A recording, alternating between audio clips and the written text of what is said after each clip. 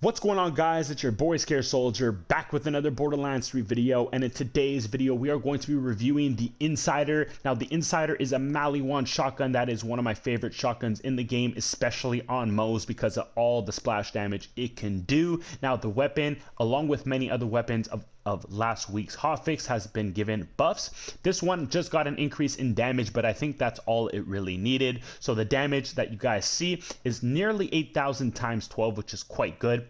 We also have a high mag size of 18, and the anointment we have is the 300% anointment, which is going to be good for one shots. Now obviously you can get better anointments in the game, but this is the one we have on our hands. So we also have radiation and cryo as the elements, and basically if you see the way this gun shoots, you get all those projectiles coming out, and all those projectiles all do splash damage, which is why this gun is so powerful. So moving on, we're going to check this gun out in some gameplay, and we're going to let you know if it is worth it to farm it. So let's get started. Alright guys, so for those who want to farm the Insider, I highly recommend you just come over to DLC number 2, which is the only place where you can actually farm this weapon, and you're going to want to make your way over to any of these locations pretty much because it is a world drop only. It doesn't necessarily have a dedicated drop from what I understand, so pretty much just kill enemies throughout the world of DLC number 2, and you should hopefully get lucky enough to get one to drop, especially with the events going on, with the drop rates possibly increasing with the co-op or whatever. You guys will have a high chance of getting the Insider, but that's pretty much it. So we'll kill a couple enemies, see if we get any drops for you guys, but probably not. Holy crap, our Zane is godly. This is crazy. Okay, well, we're going to be moving on to some gameplay. Let's go ahead and see what this gun's all about. With the increase in damage that we have been given on our Insider, we're going to be testing it out into some gameplay. So if you guys are not new to the channel or are new to the channel, you guys will know we'd like to warm up over on Athena's just to test out the weapon and get a feel of the new power, or maybe we can actually see if it's going to be good against bosses based on the amount of damage we're going to be getting initially on the enemies. And so far we are getting a ton of damage and also a ton of splash damage. So if you notice, the radius of the explosions is quite huge.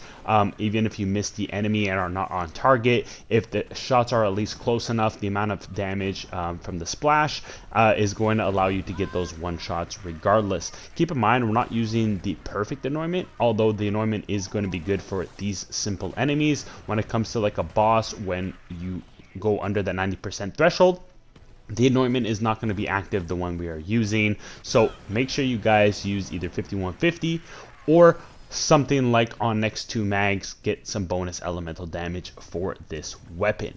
Now what I like about it so much is that there is no charge time. Like a lot of Maliwan weapons in the game, you have to charge the weapons and then you are able to shoot. This one has absolutely no charge time whatsoever, which is really good legendary effect, so you can spam this, which is very, very nice. And also the fact that it's Maliwan, you can have 2 elements. So again, make sure you look for radiation and cryo, so situationally you are always good to go to maximize damage versus enemies. And I highly recommend you look for area of effect on your artifacts because that's going to give you more splash damage.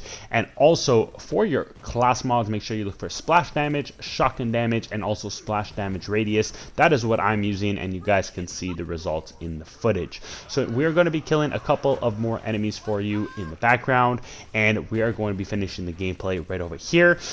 So if the gameplay was not convincing enough, I will say it right here that this weapon is definitely something you should farm. I highly recommend you get it. Not only is it super powerful, especially on a character like Moes, it's super fun to use, and also it's makes the game very, very easy.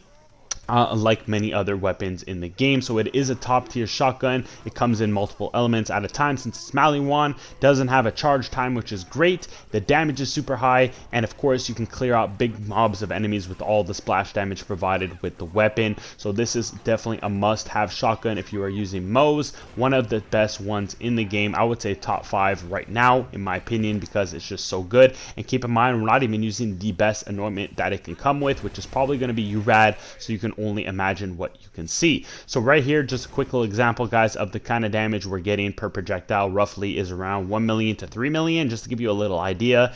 And we have 12 projectiles coming out of this weapon at a time. So yeah, that's pretty mind-boggling, but yeah, the gun is definitely worth it. So go ahead and farm yourselves an insider, guys. I hope you enjoyed the gameplay. I hope you enjoyed the review.